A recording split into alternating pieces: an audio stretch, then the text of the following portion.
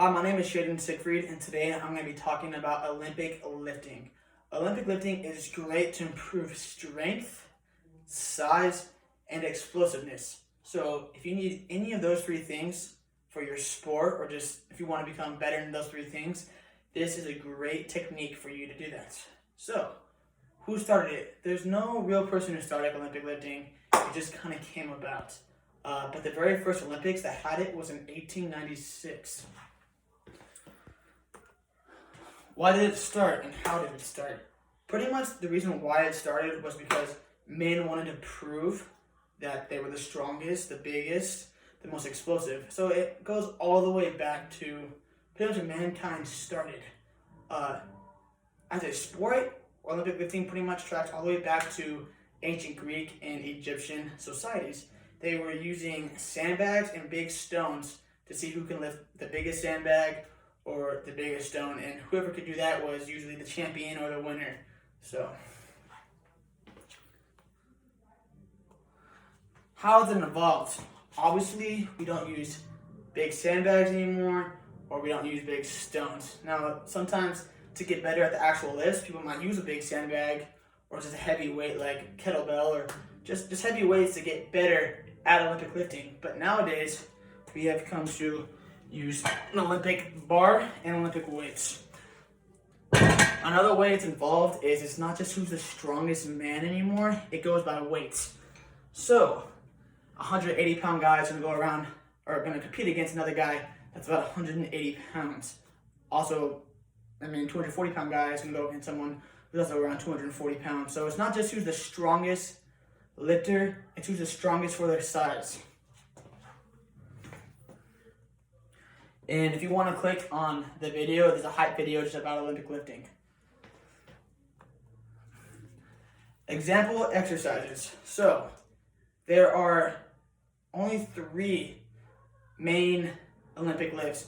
At least there's only 3 that are really used in competition. So I'm going to show you those 3. The first one, and the one that's probably most used for any sport, that almost every single sport will use this lift. It is the power clean. Most of you guys will know this, but I'm going to show it for anyone who might not know what power clean is. Power clean is just like hang clean, but it's from the floor. So you want to have a good balanced center, your feet right under you, shoulder width, and you want to have your hands a little bit outside of your shoulders and have your hands even on the bar. You want to come down and then explode up with it, but you want to catch it very low in a full squat. I can't quite do that, but I'm going to try my best.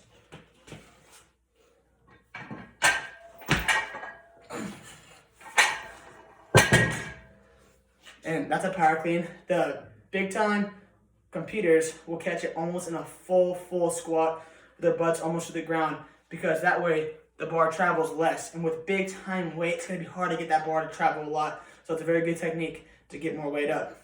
The second one is the snatch. So the snatch, you start off just like a power clean, but you're going to end over your head and behind your ears a little bit. So, and you want to have your hands a little bit wider.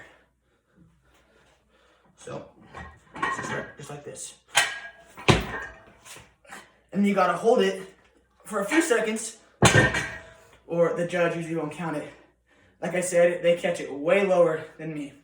So, and the last one is the snatch. So the snatch is pretty much just like power clean, and then you finish back over your head. So, I'm gonna show you real fast. Just do a power clean. And then you finish like this with a scissor stance.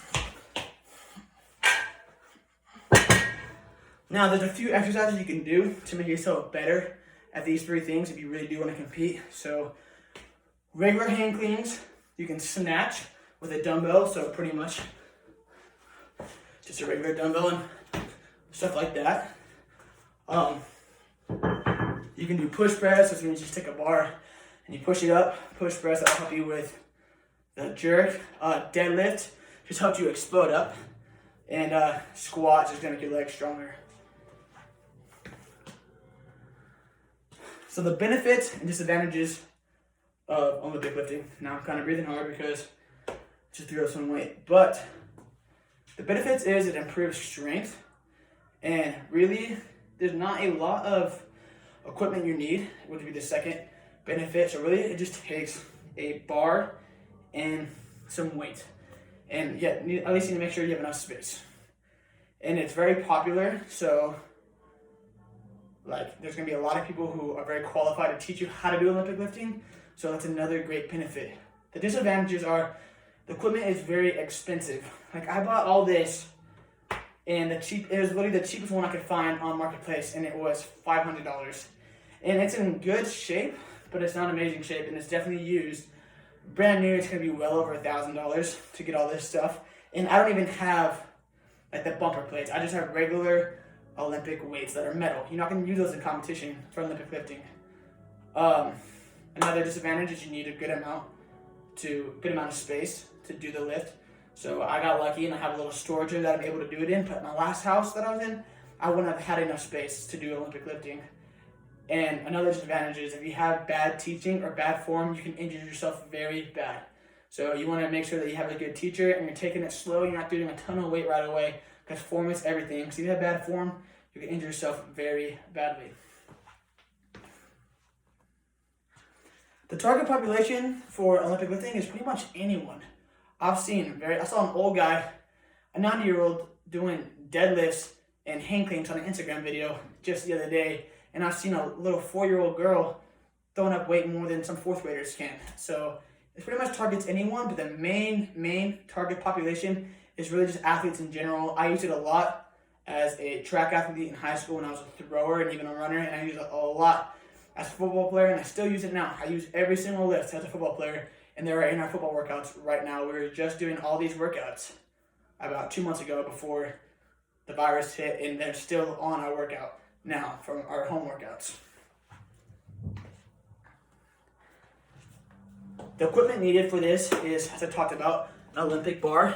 So an Olympic bar is about 45 pounds, and you need an Olympic bar and you need Olympic bumper plates. So what I have here, let me grab this for you. This is an Olympic weight. The hole fits the Olympic bar, but it's a metal plate.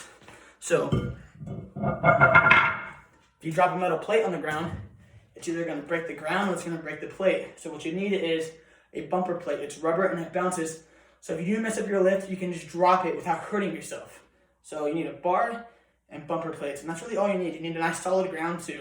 You don't want to just do this on wood floor or something like that. But you have a nice cement floor, or best of all, if you have like a wood platform that we have in our weight room at Olivet, that's pretty much all you need right there. So it's not a ton of equipment. It is expensive, but you don't need much. And I listed the good sources on your sheet that you guys have, or it's probably going to be on a computer. So you can click on those sources. It will tell you a lot more about Olympic lifting if you want to learn more about the history, just how to do it in better ways to improve your technique on Olympic lifting if you choose to do that. Thank you very much, and that is my presentation.